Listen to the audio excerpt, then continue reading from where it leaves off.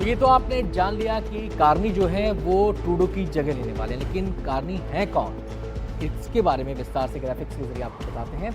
Canada के fort Smith में इनका जन्म हुआ और इसके बाद इनका, आपको ये बताएं कि सियासी बैकग्राउंड इनका नहीं रहा है, कोई पहला विधायी अनुभव इनके पास नहीं है।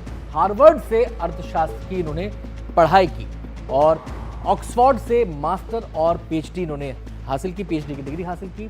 2008 में बैंक ऑफ कनाडा के ये गवर्नर बने और इस तरीके से इनका बैंकिंग क्षेत्र में करियर शुरू हुआ।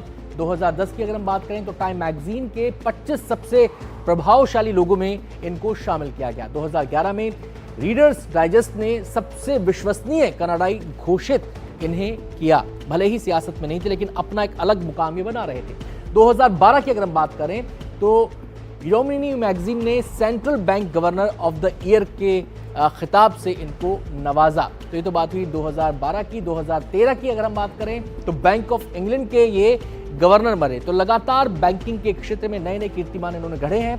बैंक ऑफ इंग्लैंड का नेतृत्व करने वाले पहले गैर ब्रिटिश ये शख्स थे, ये भी तमगा इनको हासिल हुआ। यूएन ब्रुकफील्ड एसेट मैनेजमेंट में महत्वपूर्ण जिम्मेदारी इन्होंने निभाई है। तो यानी कि अर्थ जगत से इनका काफ़ी अच्छा तारुफ रहा है। एक जो उनका पूरा करियर है वो अर्थ जगत से जुड़ा रहा है, कभी बैंकिंग के क्षेत्र में, कभी किसी और भूमिका के अंदर। तो अब हम बात करेंगे कि कैसे ये सियासत में आए और किस तरीके से इन्होंने अपने को इस काबिल बनाया, इस ऊंचाई पर ये पहुंचे हैं। तो ये तो आपने जान लिया इनका जो पूरा सफ़र रहा वो कैसा रहा।